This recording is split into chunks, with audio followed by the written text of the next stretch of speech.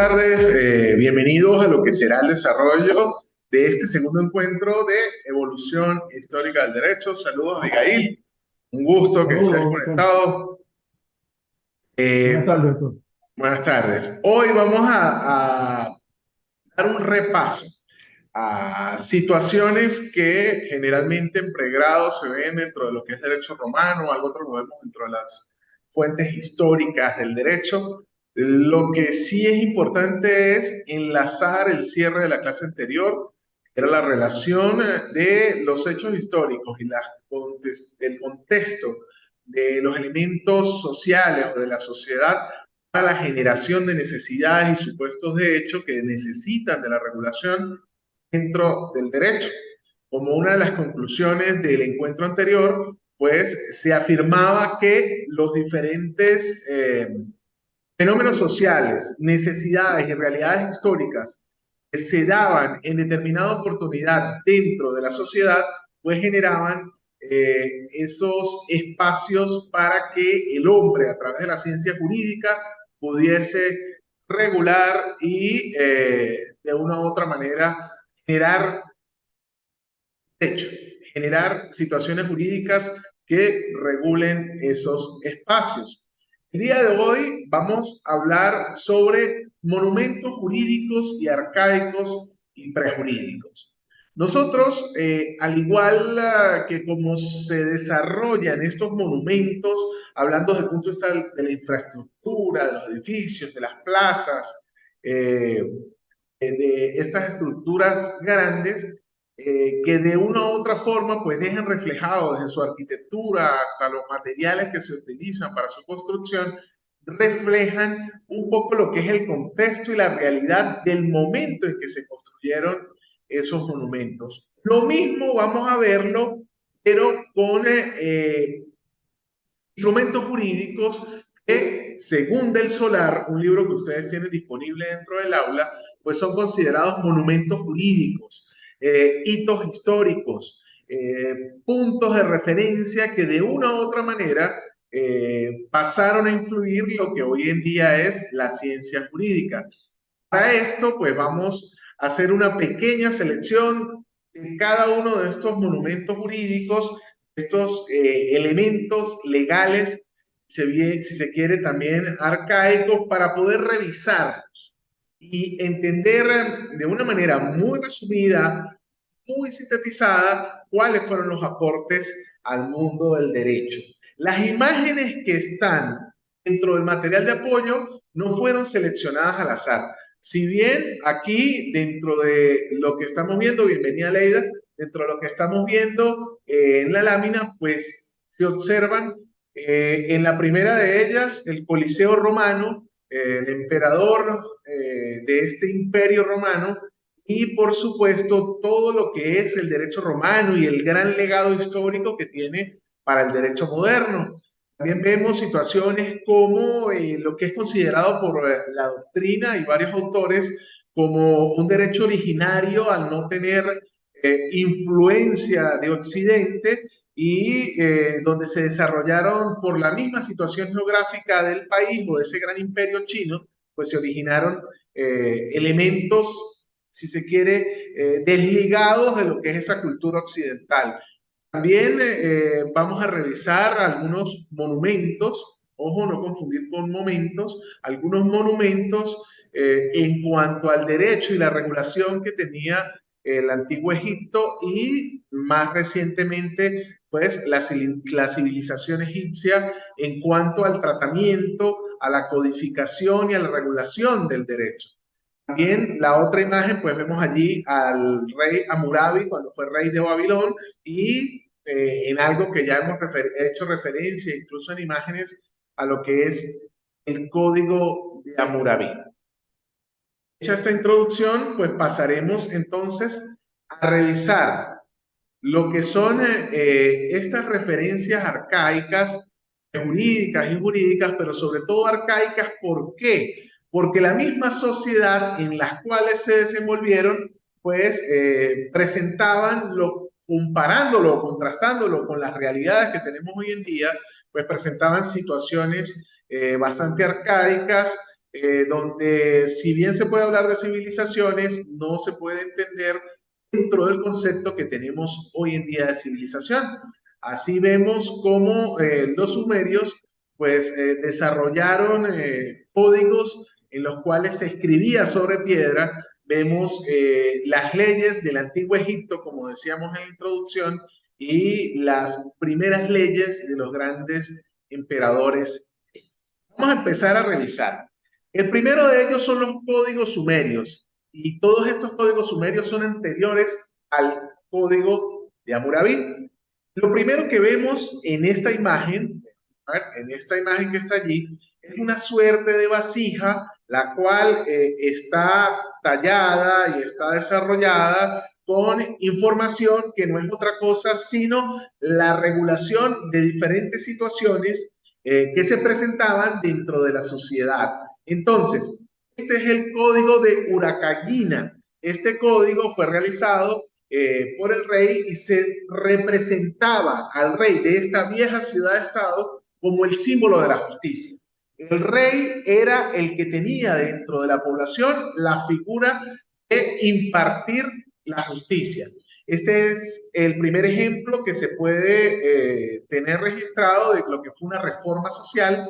Buscaba una mayor libertad e igualdad y, ojo, siempre dentro de todos los instrumentos que vamos a revisar el día de hoy, no podemos ser tajantes y valorarlos con lo que conocemos hoy en día como derecho. ¿Okay? Una cosa es el derecho que tenemos hoy en día, siglo XXI, y las realidades que tenemos en el siglo XXI, los alcances, el avance que ha tenido la regulación del derecho, que hemos tenido como sociedad, que hemos tenido como cultura, a compararlo con estas situaciones que estamos hablando incluso de 2000 y 3000 años antes de Cristo. ¿Ok? Entonces, si bien aquí se habla de mayores niveles de libertad e igualdad, el solo hecho de yo poder sembrar en la tierra, pues era una demostración de libertad, ¿sí? Entonces, no podemos ser, y es la tercera vez que lo digo, no podemos ser tan tajantes ni tan fuertes al momento de contrastar las realidades que vamos a ver con las de hoy en día. Dentro de este código, pues se limitó el poder que tenían los curas, los sacerdotes, y de los dueños de grandes propiedades. Tomó medidas contra la usura, los controles onerosos, aplicó medidas contra el hambre, el robo, el asesinato, el ataque a la propiedad de las personas y reguló también las situaciones de las personas en sí. Fíjense la representación que tenemos allí, ¿ok? Este código, esta reconstrucción y dentro de estos cuadritos que tal vez no entendamos esas representaciones escritas, pero tenían la regulación en ese momento de todas estas situaciones. Vamos a revisar más adelante, entre los años 2100 y 2050 y seguimos antes de Cristo.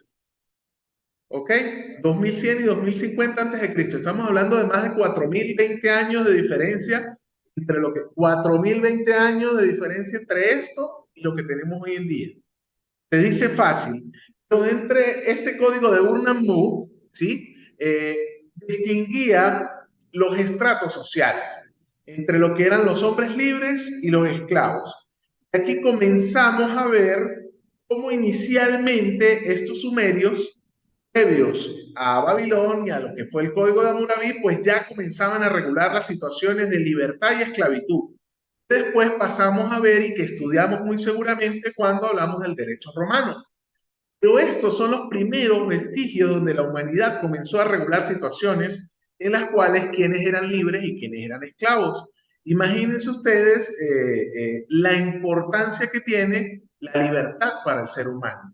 Es tan importante la libertad que, pues, la sanción penal más fuerte es la privación de la libertad. Por tanto, el hecho de nacer libre o nacer esclavo, pues marcaba definitivamente la vida de un ser humano. Dentro de este código se rigen leyes y supuso un avance para que los reyes ejerciesen su poder de forma menos arbitraria. Bienvenida, Caterine. Fíjense, entonces, dentro de este código, en el inicio se habla del mismo rey Urnammu. Dentro de este código, que algunos doctrinarios, algunos escritores dicen que no perteneció a él, que si bien se nombra en un principio, en realidad quien lo redactó fue su hijo. Entonces, dentro de los libros ustedes lo pueden conseguir así, como el código de Urnammu o como el código de Chulgi, de Ur, o el de Chulgi. Chulgi fue el hijo de Urnammu. Dentro de este código, pues se desarrolla. Inicialmente se hace una referencia a este rey de Urnammu. Si ustedes ven dentro de esta imagen, que es una de las pocas que queda, porque el estudio no ha sido profundo dentro de esta codificación, porque la mayoría de las partes o de los fragmentos de este código se encuentran desgastados, destruidos, pero se encuentran estos pequeños retablos o estas pequeñas piedras donde se puede tener referencia y afirmar que efectivamente existió derecho positivo y que se codificaron ciertas situaciones. Ustedes ven dentro de la fotografía, siempre la característica de este tipo de códigos, ¿sí? Es que además de pasar a tratar de poner límites al poder que tenía el rey o a justificar también el poder del rey, siempre se tiene, y lo vamos a ver más adelante en el código de Hammurabi, siempre se tiene al rey, la figura de autoridad, conversando con la divinidad la cual adoraba, conversando con su Dios. Y si eran politeístas, pues sale el rey conversando con el Dios que se encarga de la justicia, de la rectitud, de la ciudadanía o de poner orden. Entonces, dentro de este gobierno, dentro de esta línea sumeria, pues el gobierno encabezado por el rey era el juez supremo y en la cabeza de la administración. Era quien dirimía las controversias, el rey. Era el encargado de decidir qué se hacía o qué no se hacía. Además de eso, era el encargado de administrar las riquezas y los ingresos que se generaran dentro de ese estado. Decidía la paz, decidía con quién se tenía paz, decidía dónde existía la guerra. Entonces, se habló de que esta regulación y este código hacía un Chulgi súper o todopoderoso dentro del reino. Y pues retoma esa costumbre a lo que era divinizar el monarca. Decir que el monarca era rey gracias a que la divinidad, la deidad, le daba ese poder en la tierra. Entonces se hablaba que el rey era el representante de Dios en la tierra, o era el representante de la divinidad o del Dios encargado de la justicia, la rectitud y el orden. ¿Alguna pregunta? Bien, entonces, característica importante de esto, que es un aporte de lo que son los sumerios, y inicialmente fueron unos instrumentos que permitían divinizar la figura del rey y decir el rey a través del poder que le otorga como representante de Dios en la tierra, pues puede generar la justicia, la paz y la guerra. Ok. Más adelante, pues conseguimos este código Maat del antiguo Egipto. Esto fue 4000 años antes de Cristo. 4000 años antes de Cristo, más 2000 que van ahorita, estamos hablando de hace 6000 años. ¿Ok? Incluso, ustedes, cuando se habla de Egipto, y cuando yo empecé a sumergirme en ese mundo de la historia y empecé a revisar situaciones, a mí me llamó mucho la atención algo. Cuando ustedes piensan en Cleopatra viendo cómo se construyeron las pirámides, por ejemplo. ¿Qué crees tú, Catherine? Pues doctor, yo me imagino, se me viene a la mente, es una mujer muy bonita, Ajá, claro, por las películas, ¿no? ajá, este, muy refinada, y Ujú, claro, y en el templo, dentro del templo, con ujú. sus trajes egipcios, eso es Y lo está pensando en Elizabeth Taylor y toda esta situación. Pero el punto es, ¿Creen ustedes que Cleopatra tuvo influencia, estuvo allí? O sea, no hay respuestas erradas, ¿no? Y ya se van a dar cuenta por qué lo estoy preguntando. ¿Tuvo influencia cuando se construyeron las pirámides? Por ejemplo, estas pirámides de Keops. Bien, Yo creo que sí hubo influencia. ok. Eso Creo es que lo que sí, porque generalmente pensamos, ¿no? Pensamos en Doctor, Cleopatra. Ajá, adelante.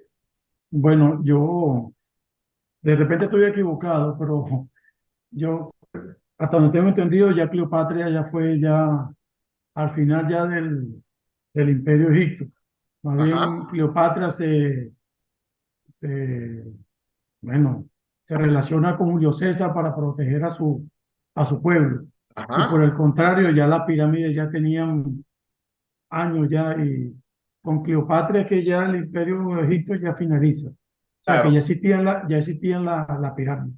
Ya Sí, ellos y ya es un tenían imperio de una, ellos y comienza el imperio romano a entrarse allí y por eso se da esa vinculación. Pero fíjense, sí, incluso, o bueno, vamos, Abigail ya adelantó un poquito más. Entonces, Abigail, otra pregunta. ¿Cleopatra está más cerca nosotros hoy en día, de nosotros cuatro, en cuanto a tiempo, o está más cerca de la creación de las pirámides? eh, yo, Fíjese, no, Cleopatra no, está más no, cerca no, está más cerca de nosotros. nosotros, Porque, perfecto. claro, porque las Tiene 20, pirámides son de hace 4000 años exactamente. y Cleopatra ya está con el Imperio Romano. El Imperio Romano duró aproximadamente unos 450, 460 años durante todas sus etapas y, y en Roma, durante los romanos, fue donde se dio el nacimiento de Jesucristo, pues. O sea, las Excelente, pirámides son el doble. Si uno se pone a hacer la exactamente. cuenta, casi el doble de Entonces, tiempo. muy bien, Abigail. ¿Por qué les digo esto? Porque ahí hace uno la mente como así, ¿no? Como que uno relaciona a Cleopatra y toda esta parte de Egipto con las pirámides y todo esto, y por eso es que se hace énfasis siempre cuando se habla de el antiguo Egipto. ¿Por qué? Porque realmente es antiguo. Entonces, Cleopatra está más cerca de nosotros en cuanto a la línea del tiempo que la creación de las pirámides. Cuando Cleopatra vio las pirámides ya eran viejas, ¿sí? Las pirámides ya tenían muchísimo tiempo. Ya era algo antiguo cuando Cleopatra llegó a ver las pirámides, porque efectivamente, como lo dice Abigail, pues Cleopatra llegó incluso hasta el 30 antes de Cristo. Y las pirámides, pues, fíjense que hay referencias de 3000 años antes de Cristo, 4000 años antes de Cristo. Entonces, en la riqueza histórica que tiene todo este antiguo Egipto al momento de estudiarlo y lo poco que llegamos a conocer gracias a encontrar a lo que se denominó, lo que se llamó la piedra Roseta, que fue ese eslabón de enlace entre todo el sistema de comunicación o las escrituras egipcias y lo que es el sistema de escritura moderno. Pero fíjense, este código MAT el antiguo Egipto, pues el faraón manejaba las leyes del Estado, las responsabilidades de los ciudadanos. Eso derivaba de que el faraón era un gobernante Dios, no puesto por Dios, sino era un gobernante Dios. Recuerden que en esta etapa Egipto era politeísta, es decir, creía en varios dioses. Entonces estaba el dios de la agricultura, el dios de la riada, el dios del Nilo, el dios de las enfermedades, ¿sí? Así hasta que llega un momento que Amotep pues comienza a decir, no, aquí vamos a creer solamente en un Dios sobre los demás, y llega Ra, que es el Dios Sol, y vamos todos a adorar a Ra. Pero fíjense, en cuanto al derecho, ¿sí? Al ser un gobernante Dios, el faraón, pues de él tenía que depender todo lo que era la justicia. Él era el que ponía mano dura para que se consiguieran los objetivos del Estado, que no era otra cosa sino mantener el orden, la armonía social, la concordia, construir las edificaciones necesarias para poder mantener todo este gentío, además establecer las estrategias políticas y militares para lo que eran sus vecinos. Recuerden que los egipcios, y esto ya es más bíblico que otra cosa, tenían dos formas de esclavizar a la gente. Una era a través de la fuerza, a través de la guerra, ¿sí? Venía la invasión, esclavizaban los pueblos diferentes al egipcio y pasaban a formar parte de ese gobierno a través de la esclavitud. Y la otra, entraban como amigos, firmaban tratados en los cuales pues habían pueblos que eran aliados, que eran amigos, y poco a poco les iban cercando de tal manera de convertirlos en esclavos. Entonces, dentro de este código MAT se convertían en esclavos a todos los súbditos del faraón. Y de este modo el faraón, pues era el hijo de Dios y era el representante también de Dios en la tierra. Así las cosas, pasamos a las reglas de Ocham o del imperio Jin también. Y esto ya es en China. Este es considerado un sistema jurídico originario. ¿Por qué? Porque por las características del imperio chino, las características geográficas se consideran que no tuvo una influencia occidental.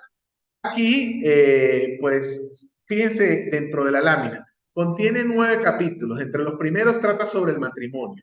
Matrimonio que prácticamente era una compraventa, ¿sí? Se tenía la posibilidad de comprar tu esposa y además dentro de esta regla de los Chan se permitía tener hasta 3 concubinas y tenías la posibilidad económica de poderlas mantener.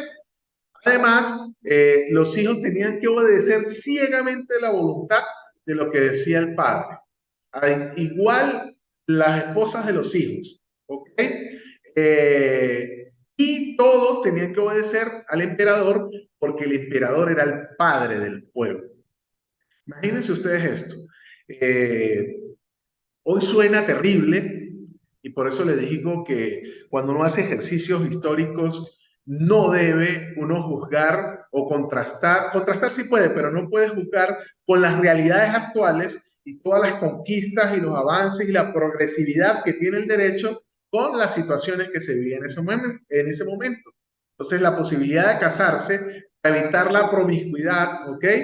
Pero además de eso, pues la persona se casaba y además podía tener 3 concubinas que compraba. Se las compraba al padre, directamente al papá de esas niñas. Aunque hay culturas que hoy en día todavía mantienen situaciones muy similares, ¿no? El emperador es el padre y la madre de todos nosotros. Era una de las cosas que rezaba dentro de esta gran regla de los Chan o de la dinastía Jin. Además, existían 3 virtudes: la ecuanimidad, la firmeza, la bondad.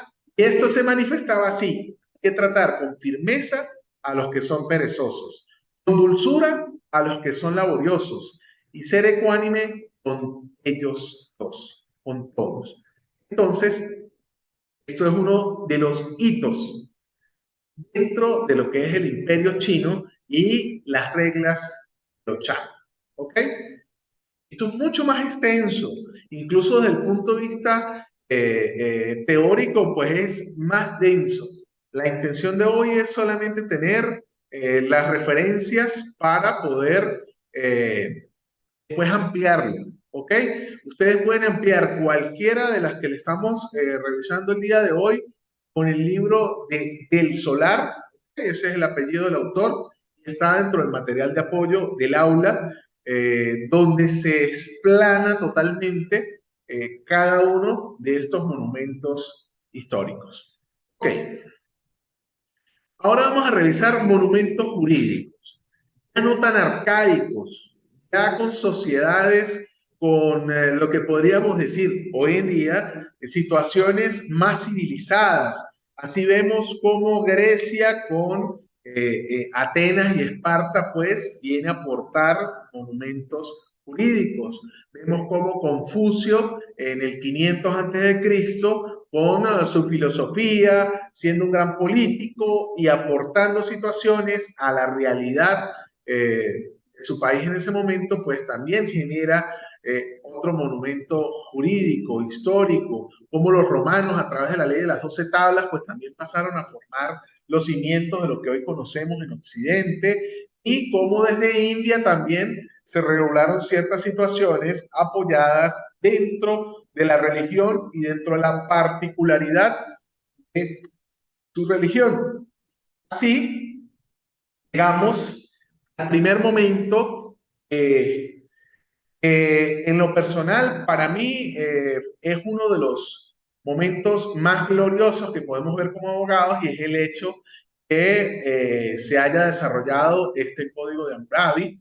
Hammurabi se decía que era el señor de toda Mesopotamia. ¿Okay?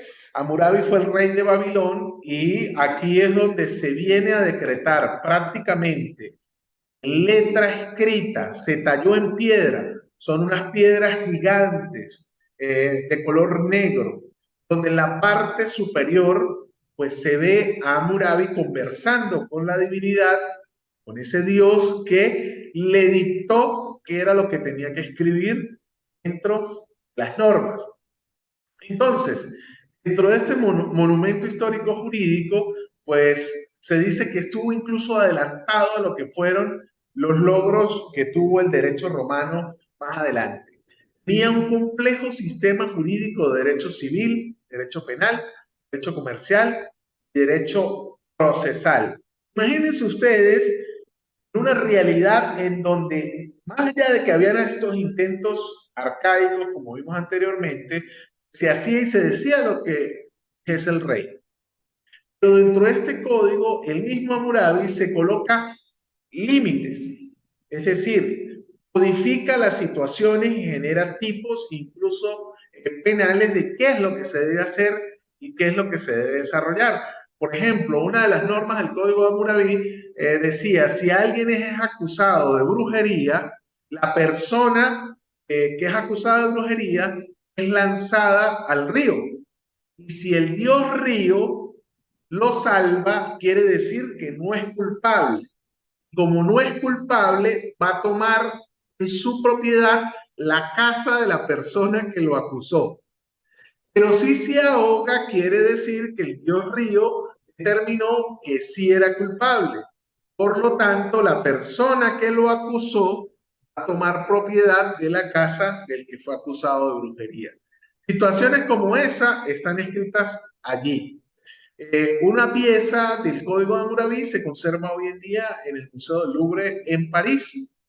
Incluso por ahí les voy a compartir una fotografía. La mayoría de la gente, cuando ustedes tengan la oportunidad de ir, todo el mundo se va y todos los turistas se van corriendo a ver la Mona Lisa.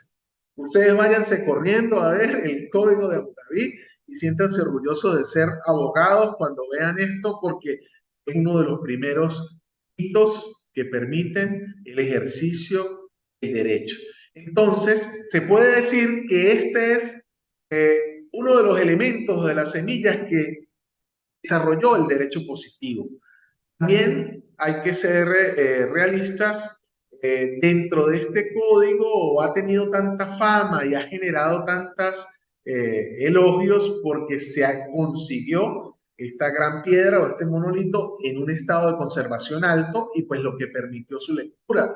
Quizás los que revisamos antes pues tengan el mismo nivel o hasta niveles mejores, pero como el tiempo ha hecho mella y ha destruido lo que allí estaba escrito, pues no se tiene la certeza de la amplitud y de la grandeza como sí lo tiene el Código de Hammurabi. Fíjense, otorgó igualdad a todos los hombres frente al imperio de la ley.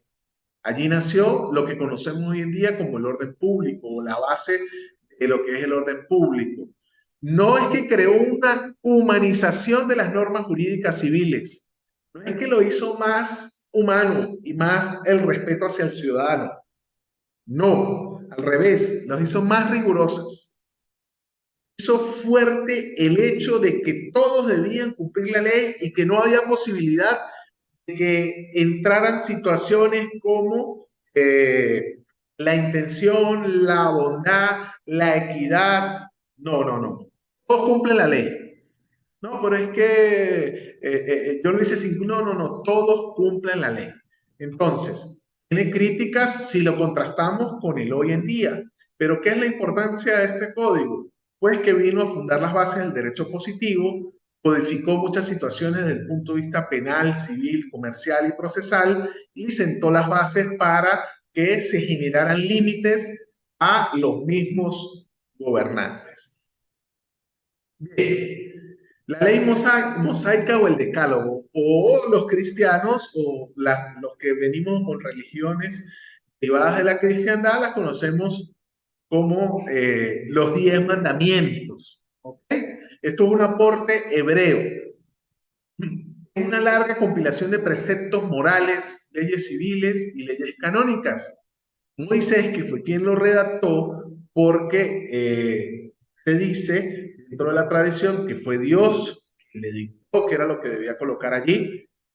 Ojo, sin caer en debates religiosos, que es bastante delicado hablar de religión, de política o de raza, o de sexualidad hoy en día, pero sin caer en eso, fíjense que se parece mucho a los otros hitos que venimos revisando, donde los reyes, donde el ejercicio de la autoridad, pues basan su poder, basan el desarrollo de sus normas en una divinidad otorgada a través de una deidad, bien sea porque son los hijos de Dios, bien sea porque son los escogidos por Dios, o bien sean porque tienen contacto e intercambio de información con esa divinidad. Solamente desde el punto de vista objetivo para que vean situaciones como esta. Ok, se propone a transcribir los mensajes que Dios le enviaba. ¿Para qué? Para evitar la tradición oral. ¿Qué es la tradición oral?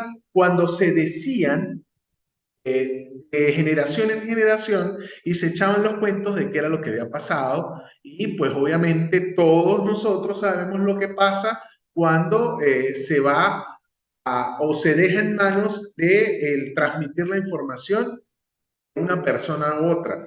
Siempre existen elementos que dan subjetividad, es decir, las personas pueden contar, sumar, quitar, según les convenga, según se acuerden o no se acuerden, o según como lo hayan entendido o no lo hayan entendido. En cambio, si está escrito, pues esta transmisión del mensaje va a ser uniforme. ¿Ok?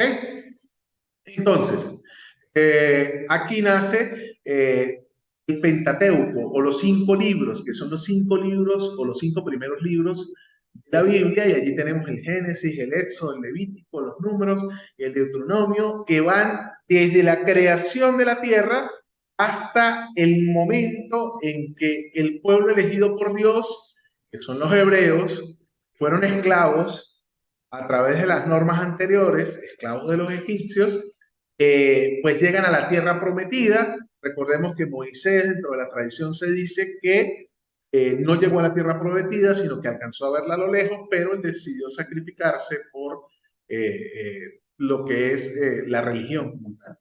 Entonces, aquí se abarcan 3 aspectos: los aspectos morales, los aspectos jurídicos y los aspectos religiosos o de culto. Dentro de esto, pues se establece la relación Dios en la que se premiaba la obediencia y se castiga la desobediencia. Es la base o el fundamento de todas las religiones que tienen como fuente o que tienen como origen la cristiandad. Fíjense, se premia la obediencia y se castiga la desobediencia.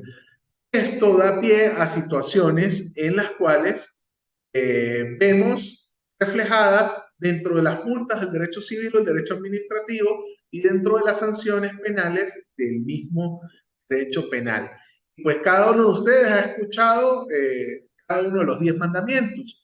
Versan sobre esto, sobre premio a la obediencia y castigo a la desobediencia.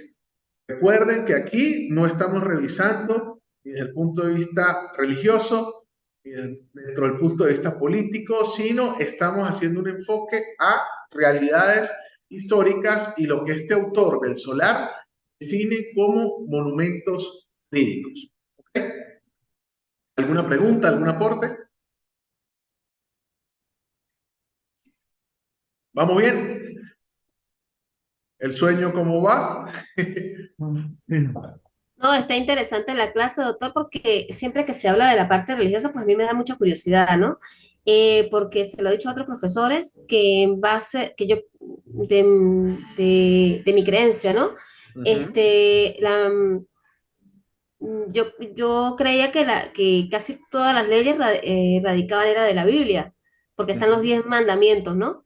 Y Ujú. pues casi todos están la mayoría de leyes que son fuertes están en base a los 10 mandamientos, ¿no? Y las personas son penalizadas por eso. Entonces yo creo que la Biblia se creó en esa época, pienso yo, que no sé, ¿no? Yo pues, discuto eso con los testigos de Jehová y la cantidad de personas que me llegan aquí a la casa a tocar la puerta, de que para mí la Biblia es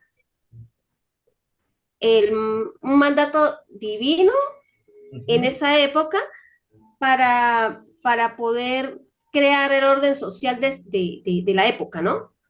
Que pienso Sí, yo que Jesucristo pues fue un líder en el que se basó o quiso inducir al pueblo a lo que era la parte moral sobre todo, porque el claro, cristianismo habla sobre todo, sobre la moralidad y el respeto. Entonces yo claro. pienso que la Biblia es eso, es lo que siempre me ha causado curiosidad y que me parece a mí que esa es una de las bases, ¿no? Sí, sí, no, efectivamente, pues es alguna de las bases. ¿Por qué? Vámonos ahora al aspecto jurídico. Fíjate, varias cosas. Retrocedí la lámina, ¿por qué? Mira, 1400 antes de Cristo, ya se hablaban de estas normas. 1400 años antes, ¿sí? Entonces, no es tan solo Jesucristo entendido como el Hijo de Dios en la tierra, no es tan solo eso. Y tampoco quiero que se me señale de antirreligioso o anticatólico, no, nada más alejado de eso. Yo vengo de una crianza inicial de educación básica en colegios católicos, ¿no? Y fíjense que yo ahorita estoy utilizando católico por un ejemplo personal, pero les decía religiones basadas en la cristiandad. ¿Sí? Cristianos, porque vienen cristianos, católicos, de allí vienen protestantes, viene una serie de, ¿ok? Ortodoxos, la iglesia ortodoxa rusa, incluso hay que revisar y documentarse cómo el cristianismo es entendido de otra forma, incluso en África, y existen iglesias y papas dentro de lo que es la cristiandad o los protestantes en Etiopía. Busquen eso, que fue algo que aprendí recientemente y es muy curioso. Pero, ¿por qué desde el punto de vista jurídico es importante atender esto? Fíjense, si bien como dices, la religión era una forma de establecer el orden, ¿sí? Los preceptos religiosos, los mandatos religiosos, era una forma de dictaminar el orden. Pero esto tiene una definición. Por ejemplo, dentro de esta época se habla o se le catalogó como lo que se conoce dentro del estudio jurídico como el neo-naturalismo. Neo-naturalismo o el inicio de ese naturalismo. Y después, como ustedes tuvieron que haberlo visto en la Introducción al Derecho, se desarrolló como el naturalismo y comenzaron a salir autores como San Agustín, ¿ok? Que comenzaban a establecer el hecho de la necesidad del desarrollo de las normas jurídicas gracias a el poder del orden divino o las leyes naturales que existían dentro de la sociedad. Pero esto ya es otra tela. Aquí vamos es a la parte histórica. Pero efectivamente, no podemos ser tan extremistas en afirmar que la Biblia es la base del desarrollo de las normas. No, esa reflexión pues es muy particular y hay formas de debatirla. Lo que sí estamos de acuerdo es el hecho de que las normas religiosas pasan a ser fuentes de control dentro de la sociedad o de la estructura social. ¿Ok? Pasan a regular necesidades y situaciones dentro de esa misma sociedad. Que si bien muchos autores vienen a aportar el hecho de que es derivado de las normas naturales dentro de este naturalismo, pues es otra cosa. Pero afirmar que la Biblia es la base del ordenamiento jurídico es ambicioso, es abarcar mucho. Pero hay situaciones, son realidades sociales. Por ejemplo, el quitarle la vida a otra persona viene de este mandamiento de no matarás, ¿ok?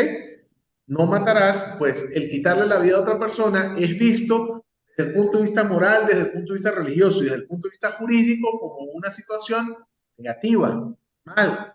nociva. ¿Ok? Entonces, se toman estas situaciones y pasan a ser reguladas dentro del derecho. Las leyes del Antiguo Egipto, 1333, 1306 antes de Cristo. Y aquí más allá de la teoría quise trasladar situaciones que están reguladas. ¿Ok? Entonces, dentro de esta cultura, más allá de del Antiguo Egipto, sino ya más adelante, pues algunos doctrinarios dicen, no, pero en Egipto se hacía lo que decía el faraón. Y el faraón era considerado como un semidios.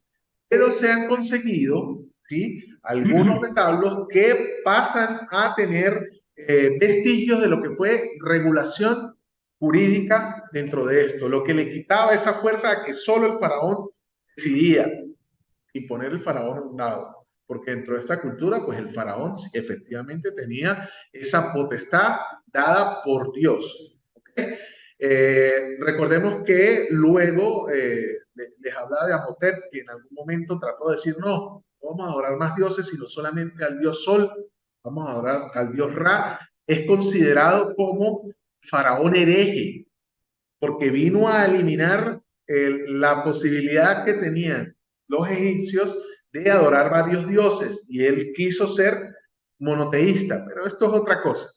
Fíjense, entre las penas establecidas en el derecho egipcio, el crimen de alta traición se castigaba con extirpación de la lengua, el perjurio, es decir, ser testigo de un hecho y decir mentira siendo testigo, era castigado con la muerte.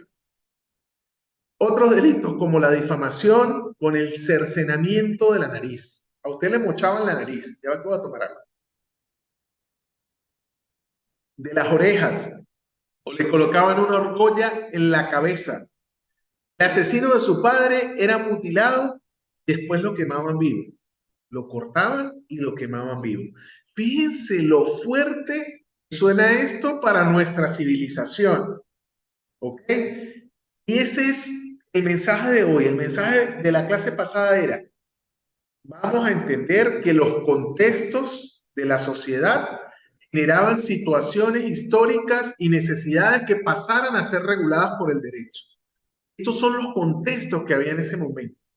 ¿Sí? Entonces, imagínense, el crimen tan atroz que alguien matara a su padre, pues lo cortaban en pedacitos y después lo quemaban vivo. ¿Sí? Esto es derecho. Esto era legal, legítimo. ¿Ok?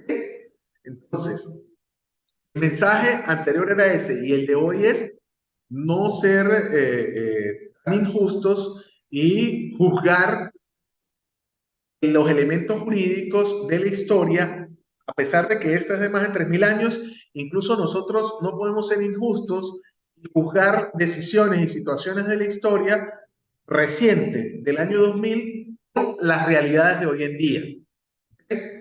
Hay que siempre entender que el contexto del momento pudo originar situaciones como esa. Y me voy a adelantar un poquito. En algún momento en Venezuela era imposible que las mujeres ejercieran el derecho al voto, pero eso tenía un contexto, porque para ejercer el derecho al voto había que saber leer y escribir. Y resulta que las mujeres no tenían posibilidad de acceso a la educación formal y por eso es que no sabían leer y escribir. Entonces, hay situaciones en su momento, por muy malas que fuesen, pues eran ley. La venta de personas fue legal en Venezuela hasta 1856. Es decir, en 1856, cuando uno de los presidentes Monagas fue que se abolió la esclavitud. ¿Okay? Pero antes era legal la esclavitud en Venezuela, situación que con la realidad de hoy en día es impensable. ¿Okay? Por eso es que siempre hablamos de la progresividad de los derechos.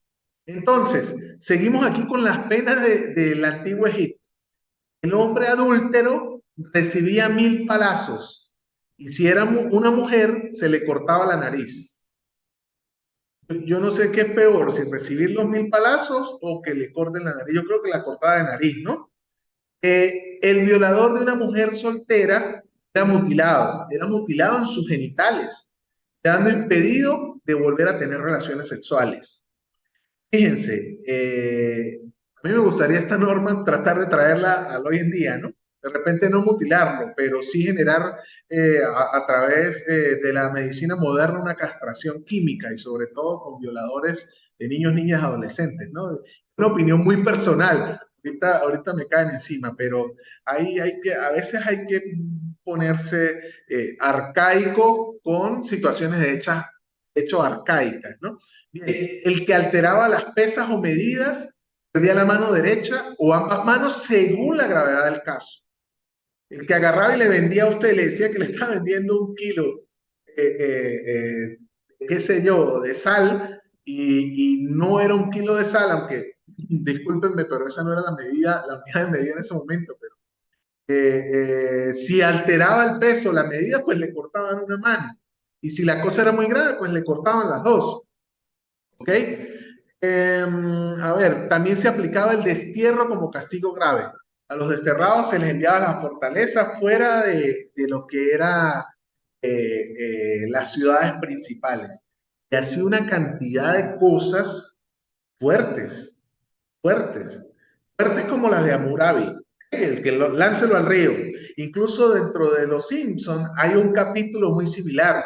Están en cacerías de brujas, dicen láncelo al agua. Si se ahoga era culpable y si sale vivo, pues también es culpable porque es brujo, porque se salvó y ese río no se salva a nadie. O sea, ahí ya usted estaba casi que condenado, ¿no? Pero era la regulación de estas situaciones y el establecimiento de penas o castigos que ya estaban determinados, ¿ok?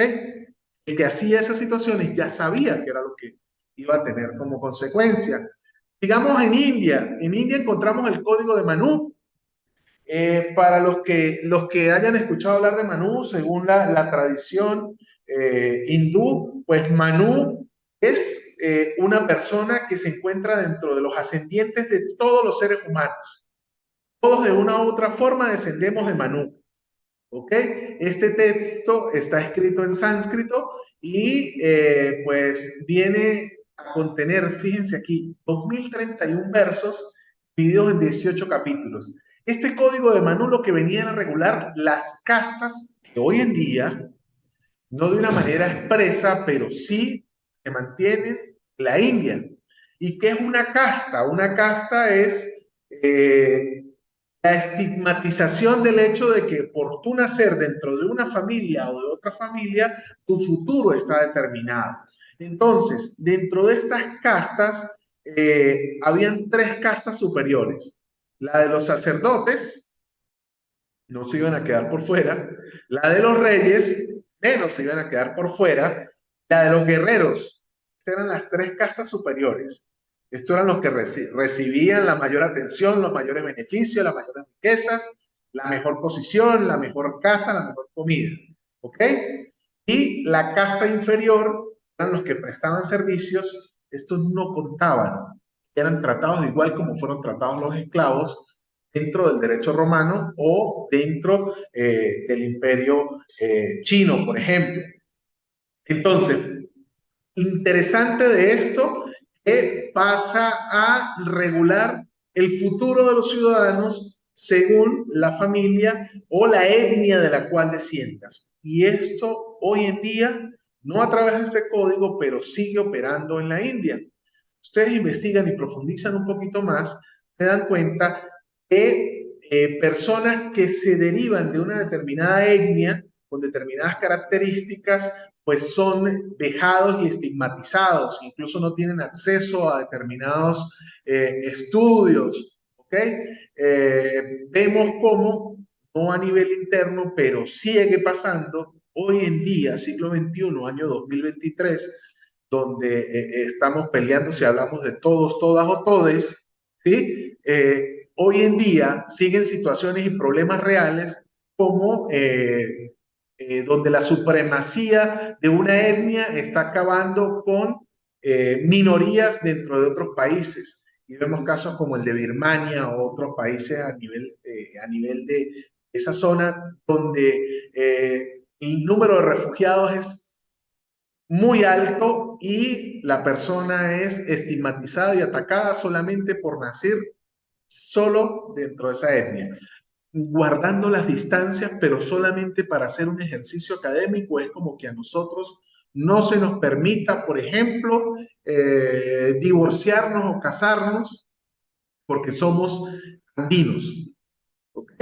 Y vamos estigmatizados. Entonces los andinos no se pueden casar, tienen que vivir en concubinato. Una cosa así estúpida, ¿no?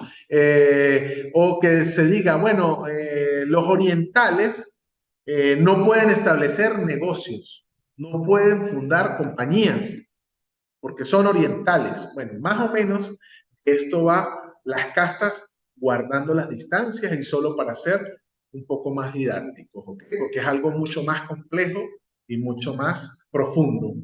Hacemos a qué estaba pasando en Grecia. Y en Grecia tenemos que hablar de Esparta.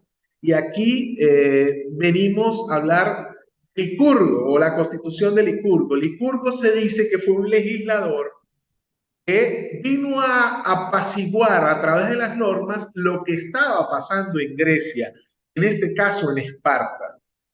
Y digo que se dice que fue un legislador porque no existe una certeza ni la doctrina es pacífica al decir si efectivamente Licurgo existió o no existió. Hay unos que dicen que efectivamente existió y otros dicen que no, que fue la generación, eh, la inventiva de un grupo de legisladores que quiso formar una persona, un nombre y atribuirle todo eso a una sola persona cuando en realidad eran ideas de varios legisladores. Todo entendiendo el contexto y la realidad que se vivía en ese momento. Entonces, dentro de Esparta, en esta primera parte, Licurgo viene a suprimir lo que era el lujo. Comienza a decir, dentro de Esparta no puede haber una desigualdad económica y social tan fuerte y tan marcada. Es decir, no puede haber gente que tenga tanto dinero y tanta riqueza y gente que esté tan pobre y esté pasando hambre. Eso es una situación que no se puede concebir. Entonces trató de equilibrar un poco esta situación, eliminando esas riquezas. Eso es lo que dice la letra, ¿no? Hay otros autores que dicen, bueno, pero en realidad vino a que fuese mucho más marcada esta situación y se generaran más problemas. Pero se suprimió el lujo, el uso de metales preciosos dentro de la ciudad. Todo esto es muy bonito y hay algunos autores que dicen, claro, suprimió el uso de metales preciosos en la ciudad para poder el Estado tomarlos para él, ¿no? Para agarrarlos como tal. Obligó a los espartanos a un duro régimen de vida y propio de un cuartel militar. Gracias a esta constitución de Licurgo, me imagino que ustedes vieron en algún momento la película 300, ¿no? Y el poderío de todos estos espartanos.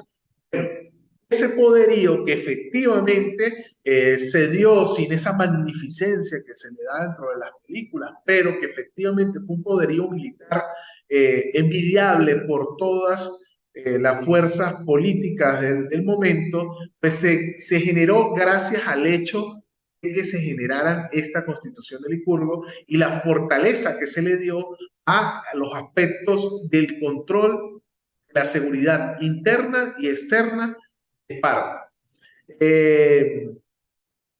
Fíjense que dice, sea cual fuera la verdad histórico-jurídica sobre Licurgo, porque hay dudas de que efectivamente existió o no existió, porque se dice que las reformas eran tan fuertes que querían decir que las hizo alguien, y si no funcionaba, pues se descartaba a esa persona, pero no ponían el pecho a las balas, no le enfrentaban la responsabilidad a las personas que de verdad estaban detrás de esto.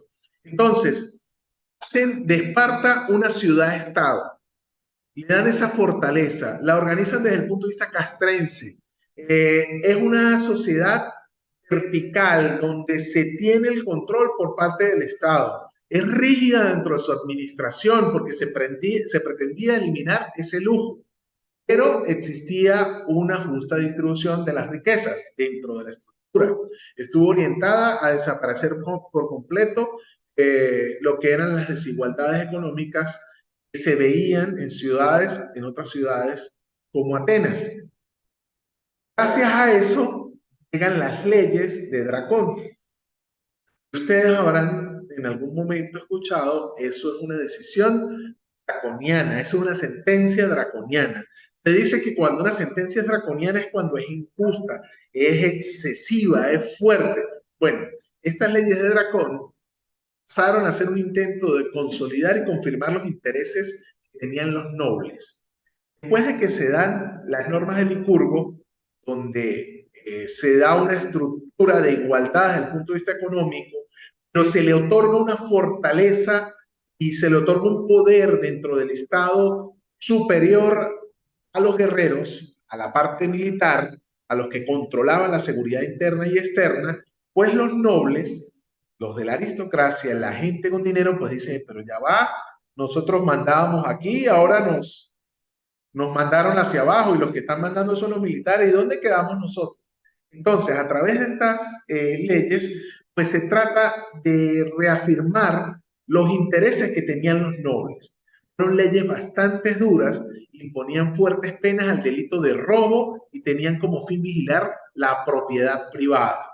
Si ustedes leen, comienzan a ver, leen entre lo que tenemos allí, pues vemos cómo se confrontan incluso modelos económicos que hoy en día están presentes dentro de los diferentes países, ¿no? Aquel buscaba la igualdad, la eliminación de las riquezas, la redistribución de esta riqueza. Esta norma buscaba la reivindicación de los nobles y consolidar la propiedad privada, evitar el robo y vigilar esa propiedad que tenían ellos. Fíjense, el término draconiano también ha recibido otras aplicaciones. En la actualidad se refiere a la severidad, no solo de las leyes, sino en general. Entonces, cuando ustedes escuchen que esa fue una sentencia, una decisión draconiana, que hoy en día se utiliza, pues quiere decir que fue bastante fuerte y bastante radical el juez al momento de tomar esa decisión. Hacemos Atenas. Ya estamos llegando a los últimos 10 minutos. En Atenas tiene la constitución de Solón. Estas leyes de Solón querían poner fin a esos conflictos que tenían esas clases sociales en Atenas. Recuerden, Licurgo generó la redistribución de las riquezas, ¿ok? Y luego se viene el reposicionamiento de lo que son los nobles y la propiedad privada. Entonces, a través de estas leyes de Solón, pero tratan de buscar el fin a esa crisis política y económica que vivía esta ciudad-estado de Atenas. Solón establece un sistema de clases sociales basado en la riqueza. La clase social establece según los ingresos y la riqueza que tenga cada uno de los miembros. ¿Ok? Y elimina el linaje de nacimiento que te daba la posibilidad de esa clase social. Entonces ya tú tienes la clase social según el ingreso y no según la sangre o el apellido. Se llevó a cabo la abolición de la esclavitud por deudas. Tú caías dentro de las deudas en estas ciudades-estado, pues pasabas a ser esclavo y como no podías pagarle a la persona, pues tú ahora pasabas a ser propiedad de esa persona. La restricción de los préstamos con intereses excesivos, la promulgación de leyes para proteger a los ciudadanos de la tiranía y la corrupción, y la creación de un sistema de tribunales democráticos para poder resolver conflictos. Estas son las leyes de Solón. Ahora vamos al Código Civil Seleuco en Circa o en Locres. ¿Okay? Dentro de estas normas, miren aquí, más allá de ir a la parte teórica, quise colocar las que aún se conservan. Sí, son 14, pero aquí las que más me llamó la atención. Ninguno se le permitía alinear su patrimonio si no le tenía una situación mala, una enfermedad que fuera reconocida públicamente. A los locrianos no se les permitía poseer ni esclavos ni esclavas. Fíjense, desde esa fecha ya se hablaba de la abolición de esclavitud. En Venezuela, como dijimos hace un rato, fue en 1856. Se le tenía que sacar los ojos a los adúlteros. Los que montaban cachos por ahí, le sacaban los ojos. Imagínense cuántos ciegos habrían hoy en día, ¿no? Prohíbanse a las mujeres llevar vestidos dorados y sedas refinadas si no era para casarse. ¿Ven cómo se regulaban estas situaciones que no podemos medirlas contrastándolas con las actuales. Se prohibía que las mujeres llevaran vestidos dorados y sean refinadas, solamente lo podían hacer cuando se iban a casar. Las mujeres casadas vestir ropas blancas al caminar por el ágora con sus criados e ir seguidas por una esclava. Las núbiles son las mujeres que están en edad de casarse o que pueden llegar a casarse, ¿okay? Lo que uno diría hoy como que las señoritas, las que están allí casi para casarse, pueden llevar ropa de varios colores. Entonces, fíjense cómo se regulaba incluso la vestimenta para identificar situaciones de carácter social. Esto se ve hoy en día. En Perú hay una isla que se llama la isla de Taquile. La isla de Taquile fue reconocida como patrimonio inmaterial de la humanidad en virtud de que ahí hay varias situaciones que hoy en día se mantienen. Dentro de la isla de Taquile son las mujeres las que salen a trabajar y a buscar el sustento de la comida, salen a sembrar, salen a criar. Y los hombres en la isla de Taquile se sientan en la plaza principal a tejer, a tejer. Como lo que veríamos hoy una abuelita en una mecedora con gatos. Bueno, los hombres se sientan a tejer. Y el hombre tiene chance de casarse solamente cuando teje un sombrero muy peculiar, una especie de gorrito, como los que utilizamos cuando vamos a Mérida, y se casa solamente cuando su bordado sea tan fino, refinado y tan bonito que cuando le quiten el gorro y la mujer le eche un vaso de agua dentro del gorro, el agua no se salga del gorro. El agua se sale, el hombre todavía no sabe tejer. Si no sabe tejer, no tiene la paciencia suficiente como para tener una mujer en la casa. Pero ¿por qué vengo a este ejemplo? Porque en la isla de Taquile, dentro del gorro, si el gorro tiene rayas rojas y negras, el hombre es soltero y puede venir cualquier mujer a quitarle el gorro y echarle el vaso de agua a ver si ya está para casarse. Pero si el gorro es unicolor, pues quiere decir que el hombre ya se casó, que no está disponible para que vengan a echarle el vaso de agua para ver si se puede casar. Entonces, fíjense, dentro de esta situación, las mujeres llevaban vestido de ropa blanca solamente si eran casadas. Y las que eran núbiles o estaban aptas para casarse, pues sí podían llevar ropa de distintos colores. Esto le permitía a los hombres solteros pues identificar quiénes estaban dentro del mercado o quiénes no. ¿Okay? Bueno, no se debe acudir con espada a la asamblea. Esto se parece mucho a situaciones que vemos hoy en día, ¿no? No se puede ir a un recinto muchas veces, por muy autoridad que sea, pues se prohíbe entrar armado, ¿eh? Para evitar que exista un constreñimiento o un forzamiento a la toma de decisiones en ese momento. Condénese a una multa a quien volviendo de lejanas regiones introdujesen novedades. Esto es como que la primera referencia a que se le multe al chismoso, ¿sí? El que salía de la ciudad y se iba y venía y decía cosas de las novedades que estaban en el pueblo, pues le clavaban una multa para que no fuese chismoso. Ok, condénese a muerte al enfermo que hubiese bebido vino contra la prohibición del médico. Estaba enfermo y el médico le decía que no podía beber vino y no hacía caso a lo que le decía el médico y tomó vino, pues era condenado a muerte. Señor, si usted le dice que para curarse no puede tomar vino y usted va y toma vino, usted se quiere morir. Entonces venían y lo ayudaban. ¿Ok? Prohíbase llorar a los muertos después de que se sepultó el cadáver. Llórelo todo lo que quiera, pero después que le echaban tierra encima al cadáver, estaba prohibido llorar a los muertos. Y condénese a muerte al ladrón. Condenado a muerte el ladrón. Llegamos a China, 500 años antes de Cristo. Confucio.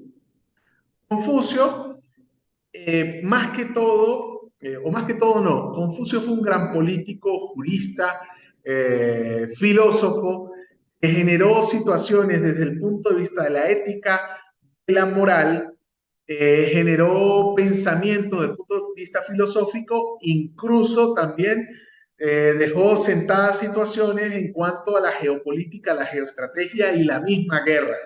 El grado de perfección moral no se encuentra vinculado al origen de una persona, sino al nivel de internalización y desarrollo que ésta haya logrado dentro de los 5 principios de Confucio.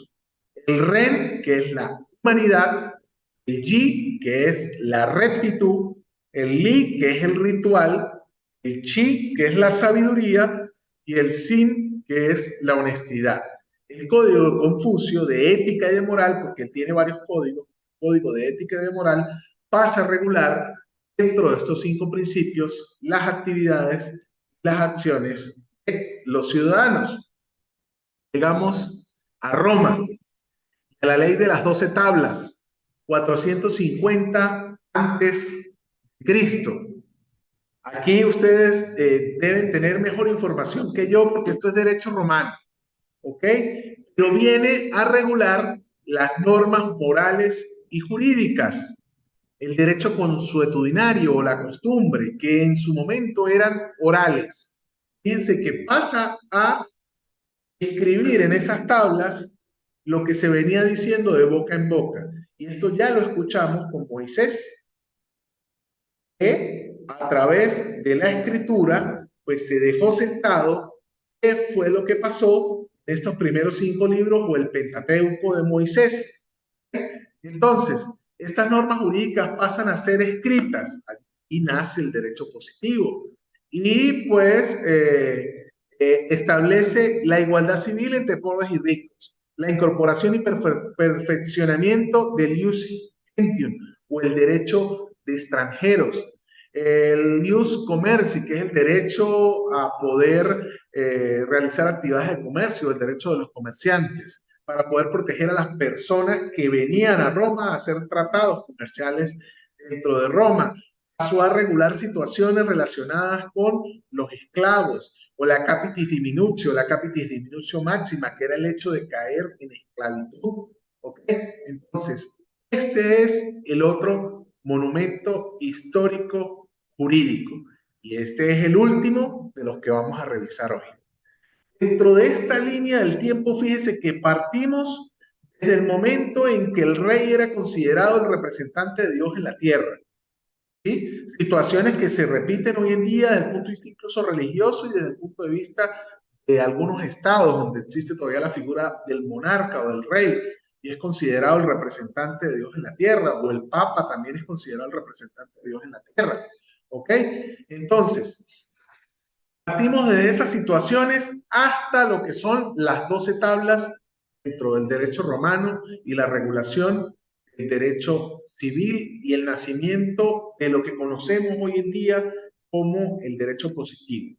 Vuelvo a cerrar con el mismo pensamiento. La historia vitae magistra es de Cicerón, no es otra cosa sino la historia es una maestra para la vida. Muchísimas gracias. Es el momento de expresar si tienen una duda, alguna queja.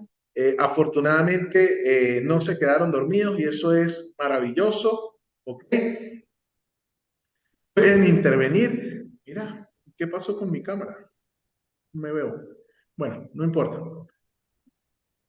¿Alguno de ustedes quiere intervenir? Sí. Bueno, doctor, muy interesante la... Ah, bueno, Abigail va a hablar. Aleida ya puso los pies sobre la tierra porque toda la clase estuvo...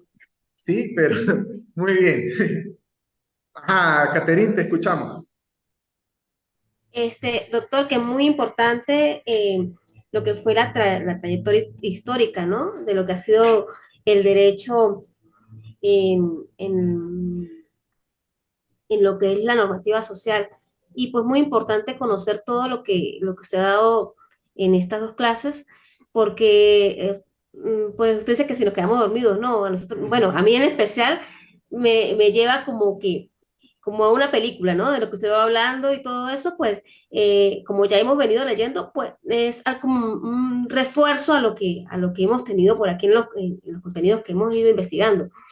Y pues muy interesante porque a veces uno lo que yo le dije hace rato, ¿no? Lo que yo, cuando yo quise hablar sobre lo que era respecto a la Biblia, yo sé también que venimos de, imagínense, de Adán y Eva, ¿no? Cuando Ujú. hablamos de Adán y Eva, Dios le dio a ellos unas normativas también, si vamos a hablar de cuándo vienen las leyes, ¿no? Ujú.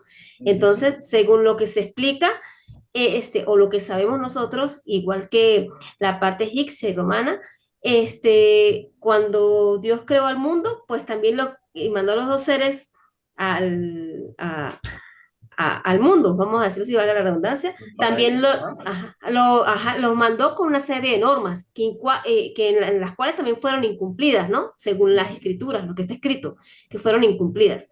Entonces, y sobre todo por la mujer. Entonces yo a veces digo, yo digo, y todo lo que usted ha dicho es muy importante, ¿no? De que lo que es la infidelidad, que le sacaban los ojos, que le cortaban las manos. Entonces se hablaba también en todas las leyes, en la mayoría de las leyes, decía que si usted mataba era condenado. Entonces, pero somos asesinados por la misma ley, ¿no? Desde la antigüedad. Entonces, por eso le digo, muy interesante todo esto, lo que usted ha dicho, y de la manera tan didáctica, doctor. A mí me gusta como son sus clases, porque sus clases son muy didácticas y lo llevan a uno a fantasear, ¿no? A ver cómo era la situación en esas épocas y pues el aprendizaje pues ha sido muy significativo. De verdad que me gustó mucho la clase de hoy. Bien, gracias, Caterina. ¿Alguien más? Vamos a Bueno, aprovechar que somos doctor, poquitos, ¿no? sí, bueno, sí, al igual que la compañera ya, y escuchando la clase anterior y esta clase, usted hizo el comentario en una oportunidad de el derecho va siguiendo lo que es la historia, algo así, Y no recuerdo la bien. sociedad va un paso adelante La, del derecho. la sociedad va un paso adelante del derecho, exactamente. ¿Por qué? Porque uno se pone a ver, como usted mismo lo mencionó, pareciera leyes que parecieran bárbaras hoy en día, ¿no? Pero en su momento se requería que fueran así, fueran, si se quiere, fuertes para poder controlarlo. Y es cuando, por lo menos, hoy que hizo mención a la ley de Moisés, donde establecía lo que es, donde se establecía como derecho lo que es la pena de muerte, que hoy en día hablar de la pena de muerte es algo fuerte. En ese momento Sí. el que robaba, el que por los 10 mandamientos, el que no cumplía los 10 mandamientos, este, podía ser, inclusive las penas eran muy, muy severas. Eh, y también hizo mención que me pareció muy importante con la primera gráfica de la posición pasada, de la clase pasada, el momento específico de cada uno de lo que llevó eh, por lo menos en Rusia, en la Unión Soviética, en su momento lo que era la propiedad común, donde todo era pertenecía al Estado. Cuando habló de la parte de China, donde increíblemente, bueno, tanta población donde solamente podían tener uno o dos, creo que eran dos niños. Eh, a tener tercer niño ya era considerado un delito y así sucesivamente, pues. Y vemos a través de la historia cómo cada quien de su momento de usar un vestido blanco. Y hoy en día, cuando comenzó la clase, yo me imaginé hoy en día las poblaciones indígenas de nosotros, por lo menos lo vemos en los Guajiros, la península Guajira, que es Colombia, Venezuela, uno ve cómo ellos tienen sus leyes especiales. Y esas leyes especiales, inclusive, este, para poder inclusive casarse, tienen que tener ciertas condiciones que exigen entre ellos, que todos sabemos, y hablan de chivos, de propiedades, etcétera, Ujú. etcétera, ¿no? Que uno a veces Ujú. lo toma, sí, de manera jocosa, pero Ujú. uno se pone a ver es su permanencia o su arraigo a través de la historia que ellos la han mantenido. Y así sucesivamente hasta que se va modernizando como son las leyes actuales que tenemos hoy en día. Que uno se pone a ver, sería que aquellas leyes eran severas, pero hoy en día, cuando hablamos, existen muchas personas que son privadas de libertad y que por el retraso procesal duran y duran y perduran, y después, bueno, y dicen, salen, no, eran inocentes. Bueno, uno se pone a ver también es algo que en algún futuro, de repente entre 500 años dirán, ¿y cómo eso lo permitía en ese tiempo? Ajá, Tal ajá. cual como nosotros hoy en día vemos unas leyes sumamente severas en Egipto, Roma y todos esos imperios que usted bien mencionó. Eso era lo que quería mencionar, doctor. Y Bien. gracias por la exposición. No, gracias a usted por la intervención. Fíjate que tú hablas de los guajiros, ¿no? En alguna oportunidad estudiando pregrado hicimos un trabajo de campo en La Guajira y con este grupo y entonces le decíamos, bueno, pero usted es colombiano o venezolano. Y decían, no, yo soy guajiro. No, pero usted es colombiano o venezolano, guajiro de Colombia o guajiro de Venezuela. No, yo soy guajiro. Entonces, es esa cosa. Y lo otro, hacía referencia específica a cuando se habla de chivos y de la prote y de que si se va a casar tiene que venir y traerme. Fíjense, ¿qué pasa cuando en los matrimonios católicos viene el momento de las arras? Estos son vestigios de situaciones que efectivamente pasaban, pero no es otra cosa sino entregar unas monedas. Hoy en día son unos medios de plata o son unos medios que simulan otra, pero es esta situación, ¿sí? Es como el que yo estoy dando algo para garantizar que tengo los medios para poder casarme. Y Aleida va a decir algo, ya estamos cerrando. Mira, aquí han entrado por esa puerta, ya me están haciendo señas aquí. Se van. En el salón, no aquí, sino en el salón, ¿eh? Tienes que encender el micrófono. Si no, lo dejamos hasta aquí.